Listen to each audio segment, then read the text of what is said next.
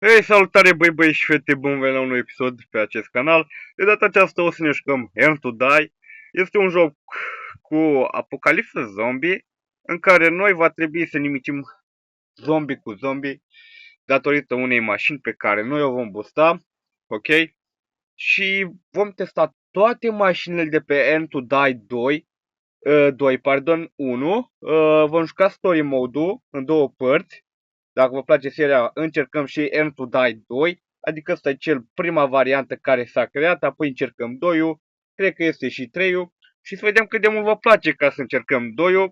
Story mode-ul vom termina în două părți, pentru că avem bani nelimitați, mașini. Și da, veți avea link-ul de la joc în descriere cu mașini multe, bani limitați, etc., etc. Ok, vom da play, vom da la story mode și da, începe povestea. Bun, să ne uităm prin binoclu și vedem caracatiță. Ok, am văzut. Hep, hep, hep. Bun, vorbește la telefon, mamă, ce fac, să aici, zombie, ok, hai să... Bun, este ceva de la militar, nu știu ce, B13 for an emergency education. Hurry or hold back as long you can. Ok.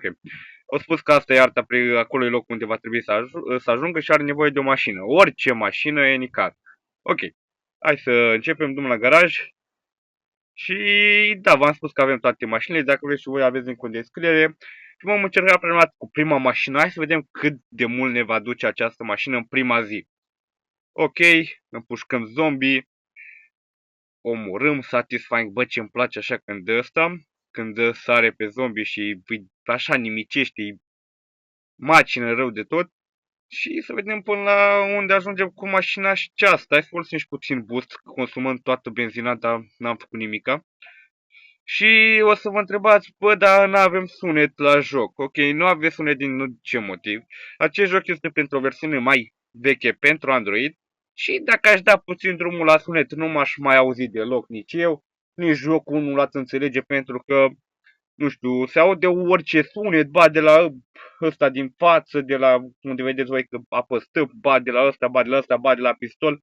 Și n-auziți nici pe mine, dar nici cum se zdrobesc zombie și altea. Sper că în Air to Die nu o să mai fie așa problemă și vom putea înțelege mai clar, dar oricum sunt sigur că o să înțelegem mai clar. Și hai să nimicim zombie cu zombie. Ok, amazing, uimitor, spune jocul că ne-am descurcat acolo.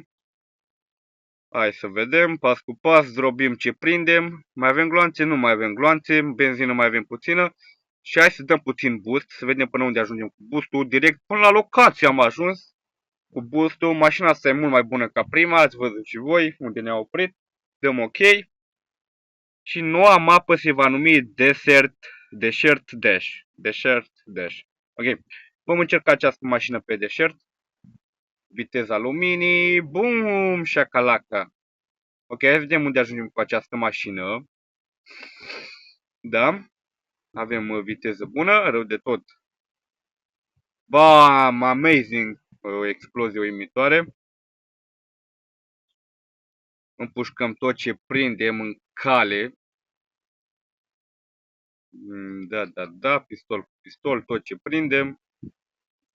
Am rămas fără muniție. Mai avem boost, benzină, adică ajungem până la final și cu mașina aceasta. Dăm. Viteză, am rămas fără boost. Și am ajuns până la final. Am ajuns aici, la casa asta din cărămidă. Nu știu, vedem cum se numește noua locație. Se numește Canionul Roșu. Dăm pe garaj următoarea mașină. Și dăm play, accelerate. Și avem încă 14 gloanțe de tras, uimitor. Bun, încă, bă, dar se duc gloanțele astea mai repede ca boost-ul. Probabil că sunt și mulți zombie, da, normal, adică se duce mai repede, că n-are sens ce am zis. Ok, hai să vedem boost-ul, că până unde ne poate duce, nu mai avem. Deja nici nu mai avem boost cu slow. Și avem, benzină avem.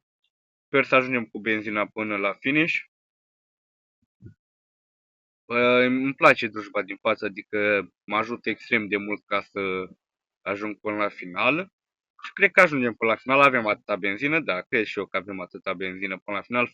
Fuge zombiul ăla după mine, dar alunecă așa că sărac. Hai să vedem, am ajuns la această locație, o nouă locație. Hai să vedem cum se numește și să nu mai trolez la numele locației. Se numește Cactus Ride. Ok, dăm la garaj. Următoarea mașină e aceasta, apoi aceasta. Bun, o să ne oprim la asta, va fi ultima mașină. Sau nu, penultima mașină, hai să fie penultima. Și hai să vedem. Deci acest story mode îl vom termina în două părți. Asta e prima parte și următoarea parte va fi finalul, cum ar veni, gen la story mode.